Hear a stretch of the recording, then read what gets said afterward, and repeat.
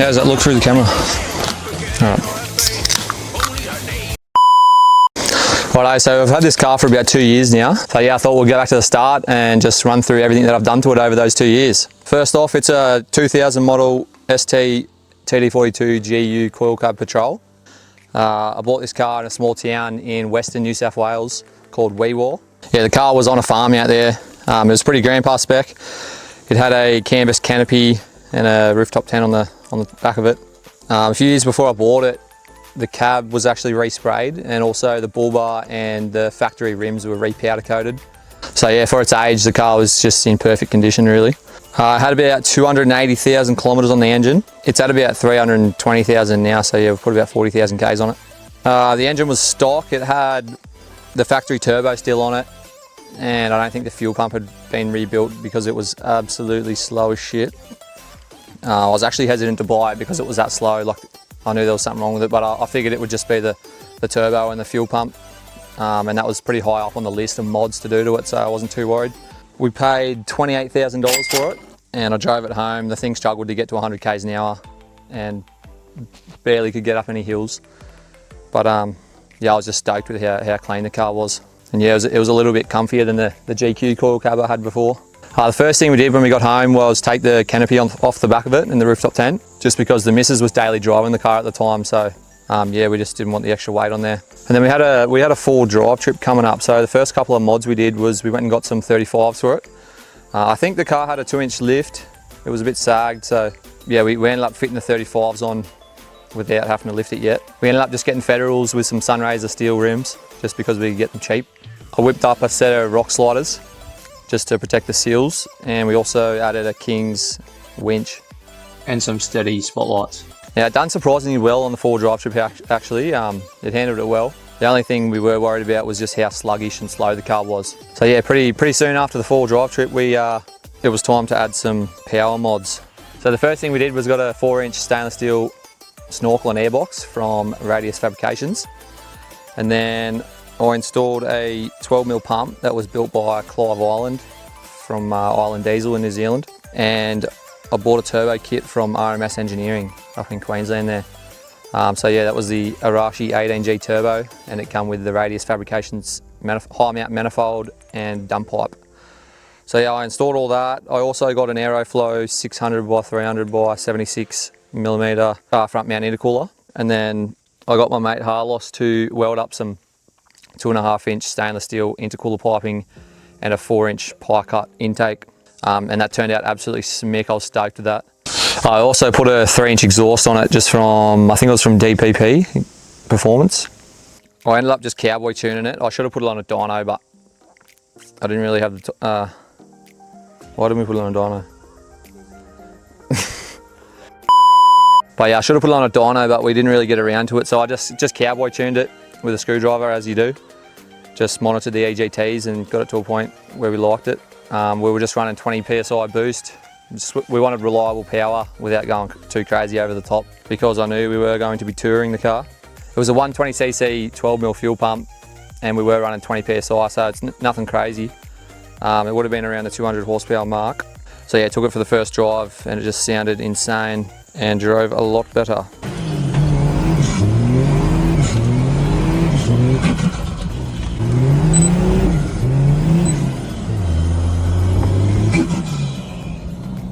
Now that the car was driving nice, it was time for suspension, so we ended up going with the Dobinson.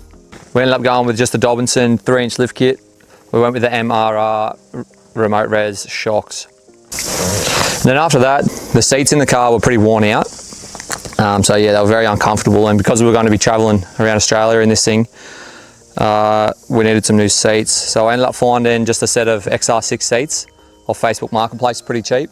So I went and grabbed them and put them in and threw some cat seat covers over them. I wanted to upgrade the rims from the Steelies and get some aluminium bead locks. I didn't really care about the bead locks, I just wanted some aluminium rims and some better tyres for when we go travelling. We ended up getting a cheap set of aluminium bead locks from Huntsman Products. I think they were about $3.50 each, which doesn't sound cheap, but for if you've bought bead locks before, you know that's pretty cheap. So yeah, we got a set of 5 of them and then 5 Maxxis razors. Right now, at about this time, we were pretty much ready to go travelling around Australia. I ended up quitting my job a couple months before we were leaving and decided to build a tray for it.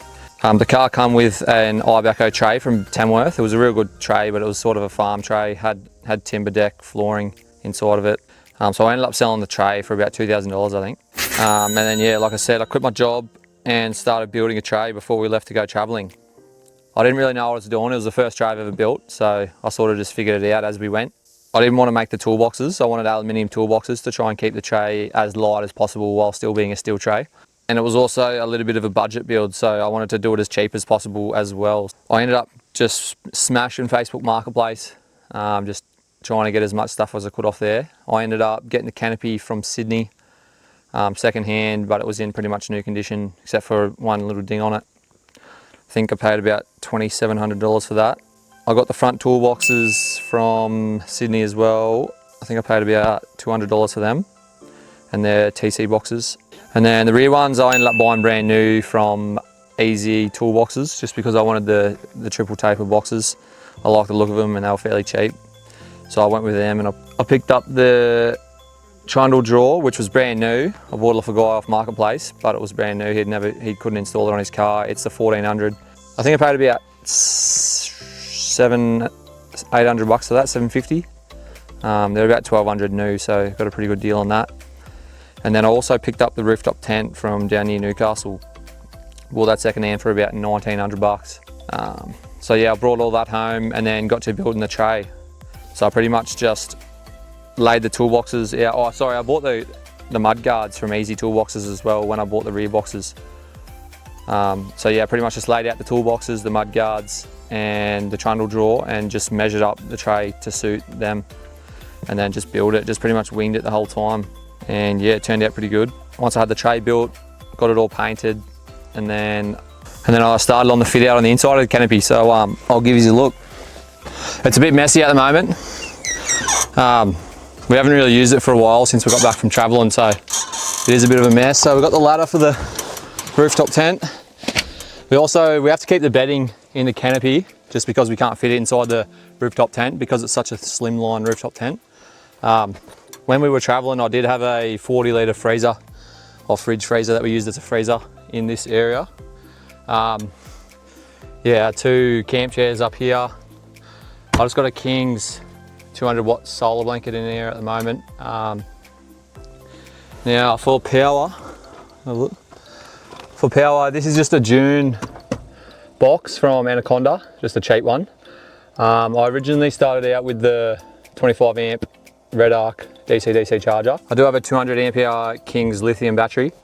The 25 amp charger wasn't cutting it during the trip, so we actually bought this 40 amp charger from Weeper Full Drive Store. up Cape York. So we ended up adding that one and we linked it in, so they're actually both running. So we've got 65 amps of charging now, so it charges a lot better. We've got 2 switches here. This is for the light and that's for the yellow light up here. Got the fire extinguisher mounted up here as well. And this is the drawer where this is our closet really. So this is where we put all our clothes. As you can see, the missus has a bigger side. This is my side here. Absolutely ripped off. But anyway, got to keep them happy. About it for this side, as I said, it's a bit messy, but gives you an idea anyway. In this box here, I've got my, what's this thing called? Compressor. This is my air compressor, pumping up tyres, stuff like that. Also had a bit of recovery gear in here. Blurry. It better not be fucking blurry. Alright, this box here, we've just got some more recovery gear, a few tools and bits and pieces. Now around the back, we got 20 litre jerry can of diesel. I also had, when we were travelling, was it 40 litre water jerry can, stainless steel water jerry can here. Got the spare tyre, and down here is the rear drawer. So this is from TC Boxes. It's the 1400mm drawer. So we just got a few bits and pieces in there. Got the deck armour on top. Works as a good table.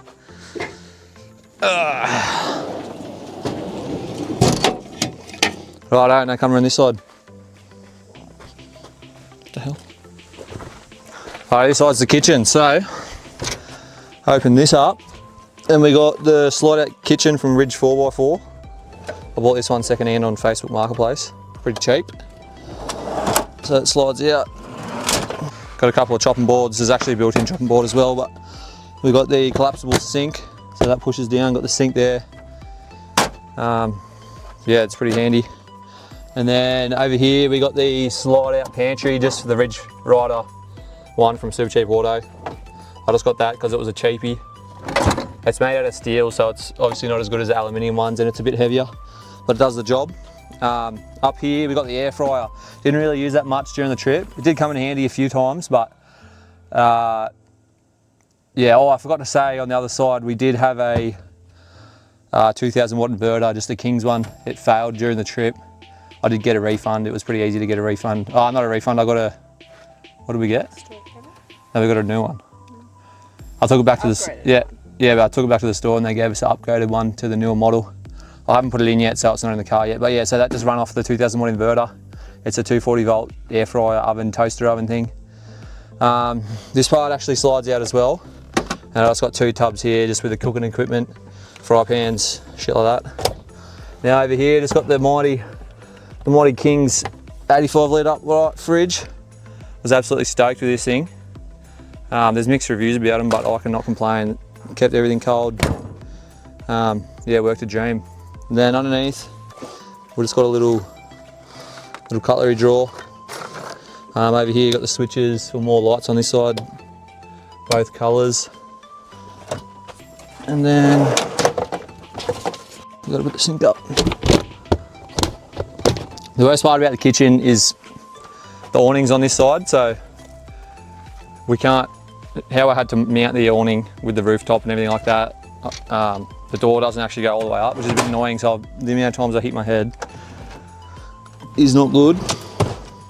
Probably got concussion. Now,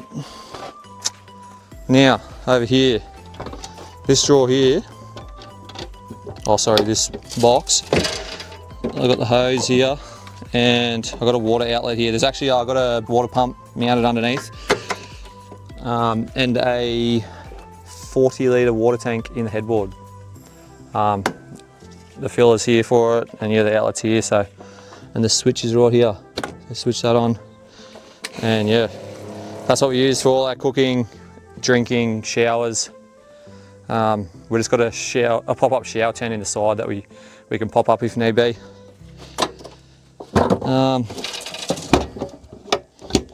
So yeah, for the awning, we ended up going with the King's 270 awning. It's been absolutely awesome for the price. I think we paid $400, $500 when it was on sale. And yeah, I cannot complain at all. It is solid as, like we had it up in some pretty rough winds. And yeah, never had a drama with it. So yeah, stoked with that. Now up the top, we got the Drifter rooftop tent. It's the 1400, is it? Yeah, the 1400. It's got the upgraded mattress. It's real comfy. We had, yeah, absolutely no dramas with that. Well, only problems we really did have was when it was flogging down rain, the corners of the mattress would get a little bit wet, but nothing too major. But yeah, we absolutely loved that. So yeah, once I had all the car set up, we headed off traveling. We ended up only traveling for about 4 months, up through Queensland, over the Northern Territory and just into WA. And then we come home. Things I would change about the setup after using it. The main thing I would change is probably the canopy. If I was to do it again, I would definitely get a jack-off canopy. I know it's a bit annoying to bring the legs with you because they are so big and chunky, but I would have found a way to take the legs and yeah, have a jack-off canopy, so that way I would be able to just jack the canopy off. Because I bought a boat when we were traveling, it was a bit of a pain in the ass having to pack up the campsite just to go and put the boat in. So I'd get up early to go and put the boat in. Obviously have to pack up the whole camp, go and put the boat in, and then the missus would barely come fishing with me, so she would go and have to set up camp again just to only have to pack it up again and come pick me up. So yeah, it would be much easier if you could just jack the canopy off and just leave it at camp, and then I could just take and go and put the boat in. Another thing I would change is probably getting a hot water shower. I don't know where I'd put it, but I definitely would try and bring one. The reason we didn't bring one is because we were heading up north, so I thought we'll be fine with having cold showers. But yeah, the first few months, because we left in June, so it was winter. So yeah, the first few months it was pretty hard having cold showers, but yeah, we got through it. But yeah, I probably would get a just hot water shower. So yeah, future mods for the car. I am looking at getting a jack-off canopy in the near future because I'm sick of driving the car around with all the weight on it. It uses too much fuel, and yeah, it would just be handy just to be able to jack the canopy off and the whole camping setup in the workshop and be able to just drive around town. But also when we go on 4 driving trips, I'll be able to just jack it off at camp, obviously go 4 driving and then jack it back on when we leave. Also, I want to build a set of scrub bars and some new diff ratios, and maybe even some what are they called, reduction gears in the transfer case. I want to get back into 4 driving. I haven't really been doing much hardcore 4 driving, so yeah, I want to be able to set it back up for 4 driving, get out and do some more trips. So yeah, possibly I do want to put a new bull bar, scrub bars, jack off canopy, reduction gears, diff centers. The car does have the original 4.1 diff centers with 35s, which is good for touring on the highway and stuff like that, but it's dog shit in the bush. So yeah, that pretty much does it. That's about all we've done in the last 2 years to this car. I am keen to do some more mods and get out there and do some more trips in this car. So stay tuned for that. Let us know down in the comments where you want to see me take it. If you've got any more questions for anything that I've missed, just leave them down in the comments down below and I'll answer them. Thanks for watching. I'll see you next time. Stay out of yourselves, you dogs.